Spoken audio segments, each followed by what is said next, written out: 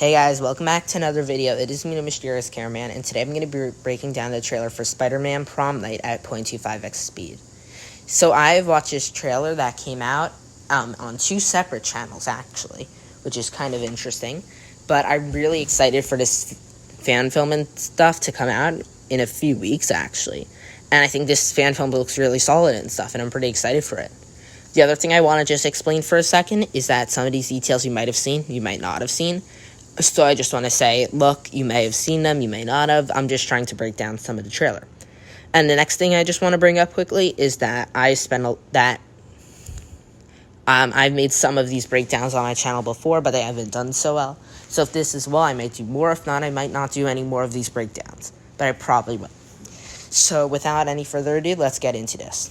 So the first detail I'd like to bring up is that in this shot of Midtown High presents Prom Night, it states 2006. So the year in 2006 is actually very interesting for this fan film, because not many fan films come out in past years in a way. Because I'm actually very surprised that it's taking place in 2006, because most fan films take place in the year or around the year that it's coming out.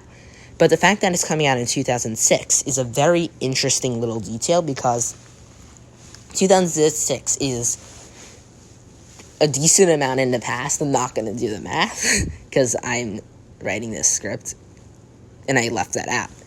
But it is weird how it takes place so far ago, and they're going to have to implicate new technology and stuff into a film made in 2006. So I'm interested to see if they actually implement modern technology, or if they're going to be like, look, we're not going to do that, and they're going to go with a very back-in-the-day plot, which would be very interesting. Next is Daily Bugle shot of the Lizard, basically these two newspapers for the Lizard. So it's actually pretty interesting, because it actually brings up in the first one how it is very right how he's a scientist at Midtown. He's a biology professor at Midtown High and a scientist. And he also has a missing arm, and then he uses animal DNA to grow it back. And it actually repeats something in both articles. It says, this week sparked one of the most horrific events in history. Manhattan was attacked by a giant lizard last night. And then it also repeats that in the second article, this week sparked one of the most horrific events in history. Manhattan was attacked by a giant lizard last night. So I think that's just a pretty cool detail. Next, we have another shot of the Daily Bugle, where we see Spider-Man associated with the giant lizard. And he actually has a lot of really cool little shots in it, because a lot of the stuff is repeated, which is really weird. And I think it's kind of cool how they just repeat things, because you don't really see that stuff before. But the first line says, we'd like to thank Johnny for the amazing art, and then it repeats some things. It first repeats in the red underline, it really captures who Spider-Man is as a person, and then a few lines down it says that again in red underline. Then in blue underline it says, yes, you heard correctly, folks, Spider-Man is a monster. It repeats that later in blue. Then in green, more of a monster than the lizard itself, later in green. Also, there's another one that says now back to the news, because I think it's weird how it just repeats this again.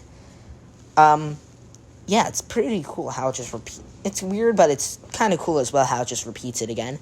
I can also read through that, and I just imagine J. Jonah Jameson saying it for some reason.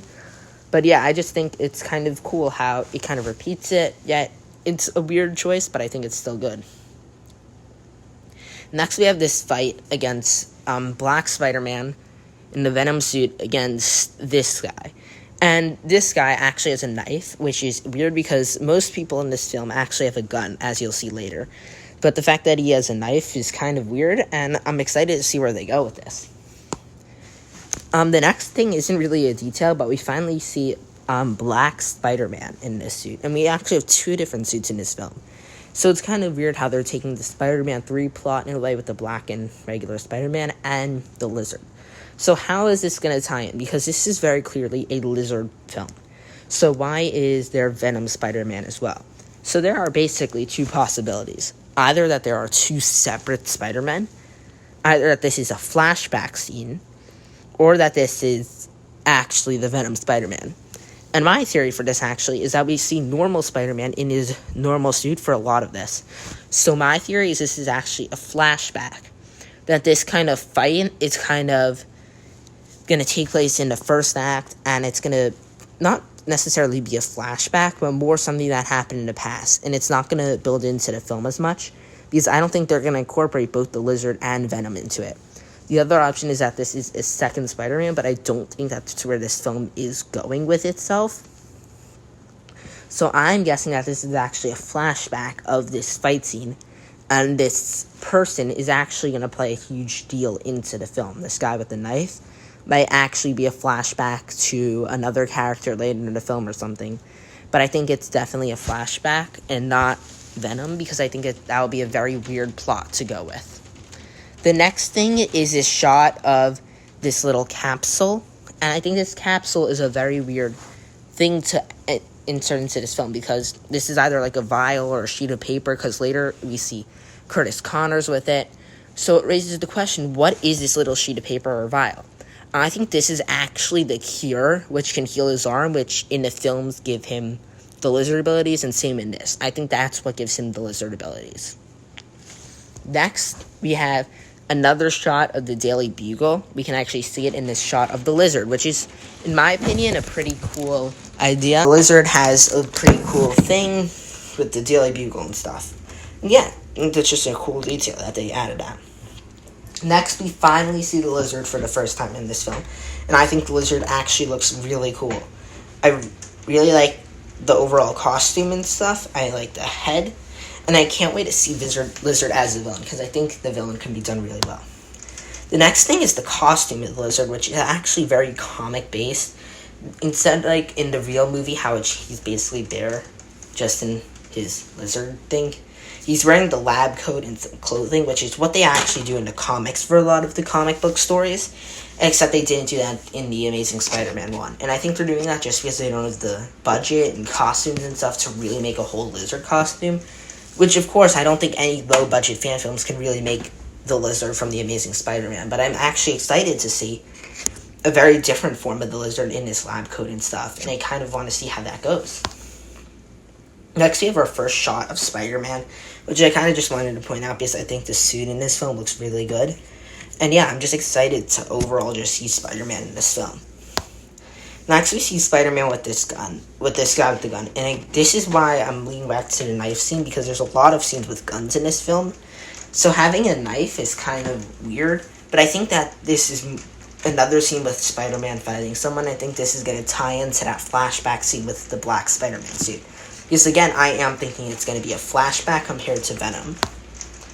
Next, we have this shot of Peter getting ready for prom. And the reason I'm showing this is because in this next detail I want to show, we have this person running in the dark. And what I think this is actually is Peter getting late to prom.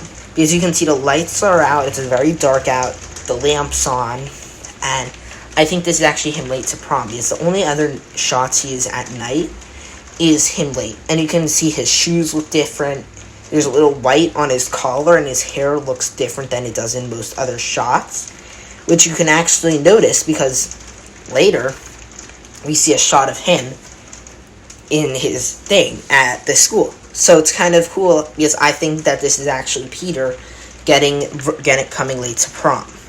Next, we have this shot of him webbing, whatever you want to call it. Yeah, this webbing actually has the thing on his wrist, so it's not coming out of his skin like Tobey Maguire, which is why I believe that this is actually more of an Andrew Garfield representation than a normal one. And that is all the details I actually found, besides the fact that this is releasing on September 3rd, and that is a relatively close release date, so I'm really excited for that. But besides that, thank you guys so much for watching the video. I'll see you guys in the next one not the next video, but I will see you for the official review of this fan film. Bye, guys.